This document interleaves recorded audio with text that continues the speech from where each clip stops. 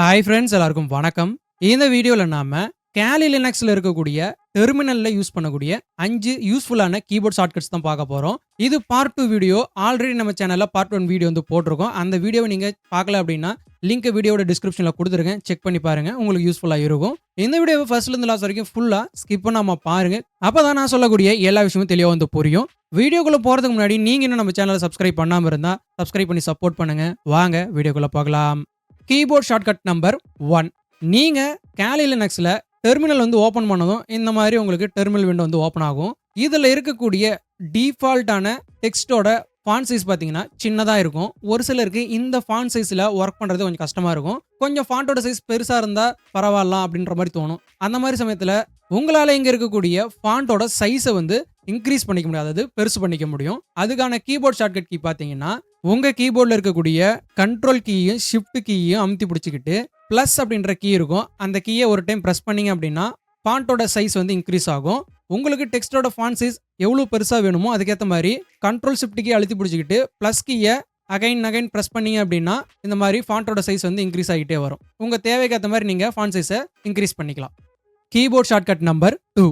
நீங்கள் டெர்மினலில் இருக்கக்கூடிய ஃபாண்ட்டோட சைஸை குறைக்கணும்னு நினச்சிங்கன்னா உங்களால் குறைக்க முடியும், அதாவது சின்னதாக்கிக்க முடியும். அதுக்கான கீபோர்ட் ஷார்ட்கட் கீ பார்த்தீங்கன்னா உங்கள் கீபோர்டில் இருக்கக்கூடிய கண்ட்ரோல் கீயை ப்ரெஸ் பண்ணிக்கிட்டு மைனஸ்க்கான கீ இருக்கும். அந்த கீயை வந்து ஒரு டைம் ப்ரெஸ் பண்ணிங்க அப்படின்னா டெக்ஸ்டோட ஃபாண்ட் சைஸ் வந்து குறையும், அதாவது டிக்ரீஸ் ஆகும்.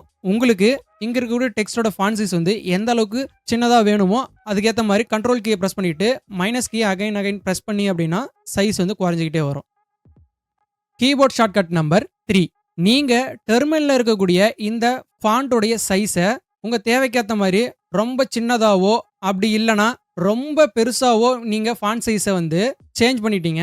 உங்களுக்கு இந்த மாதிரி எதுவுமே வேண்டாம், டிஃபால்ட்டாக டெர்மினல் ஓப்பன் பண்ணும்பொழுது எந்த ஃபாண்ட் சைஸில் இருந்ததோ அதே சைஸில் வேணும் அப்படின்னா நீங்கள் இருக்கக்கூடிய ஃபாண்ட் சைஸில் இருந்து கீபோர்ட் ஷார்ட்கட் மூலிமா டிஃபால்ட் ஃபாண்ட் சைஸ்க்கு வந்து மாற்றிக்க முடியும்.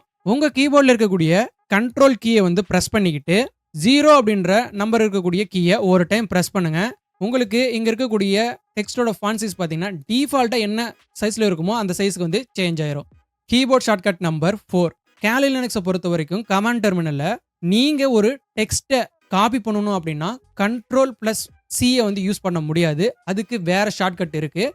இங்கே நான் வெல்கம் டு அரங்கா ஓஜி அப்படின்னு டைப் பண்ணியிருக்கேன். இங்கே இருக்கக்கூடிய டெக்ஸ்ட்டில் அரங்கா ஓஜியை மட்டும் நான் காப்பி பண்ண போகிறேன்.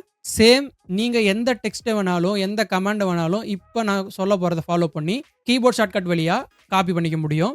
ஃபஸ்ட்டு நீங்கள் உங்களுடைய மவுஸோடைய கர்சரை யூஸ் பண்ணி எந்த டெக்ஸ்ட்டை காப்பி பண்ண போகிறீங்களோ அந்த டெக்ஸ்ட்டோடைய ஸ்டார்டிங் அல்லது எண்டிங்க்கு கர்சரை கொண்டு போய்க்காங்க.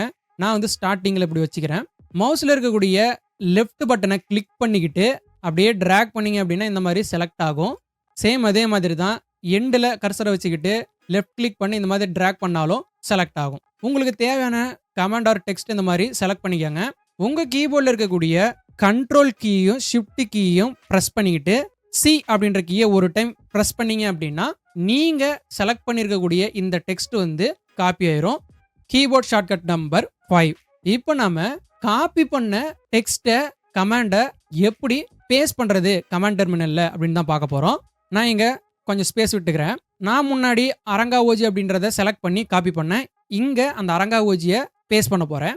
கீபோர்ட் ஷார்ட்கட் கீ பார்த்தீங்கன்னா பேஸ்ட் பண்ணுறதுக்கு கீபோர்டில் இருக்கக்கூடிய கண்ட்ரோல் கீயும் ஷிஃப்ட் கீயும் சேர்த்து ப்ரெஸ் பண்ணிக்கோங்க. வி அப்படின்ற கீயை ஒரு டைம் ப்ரெஸ் பண்ணுங்கள். நீங்கள் எந்த டெக்ஸ்ட்டை அல்லது கமாண்டை காப்பி பண்ணீங்களோ செலக்ட் பண்ணி அது வந்து இங்கே உங்களுக்கு பேஸ்ட் ஆகும். நான் அரங்கா ஓஜியை தான் காப்பி பண்ணியிருந்தேன், அது வந்து இந்த இடத்துல எனக்கு பேஸ்ட் ஆகிருக்கு. இந்த வீடியோவில் நான் சொன்ன இந்த 5 கீபோர்ட் ஷார்ட்கட்ஸும் உங்களுக்கு டே டு டே லைஃப்பில் நீங்கள் யூஸ் பண்ணும்பொழுது கண்டிப்பாக யூஸ்ஃபுல்லாக இருக்கும். இந்த வீடியோவில் நான் சொன்ன எல்லா விஷயமும் தெளிவாக புரிஞ்சிருக்கும்னு நினைக்கிறேன். வேறு ஏதாவது சந்தேகம் இருந்துச்சு அப்படின்னா அதை மறக்காமல் கமெண்ட் செக்ஷனில் வந்து மென்ஷன் பண்ணுங்கள்.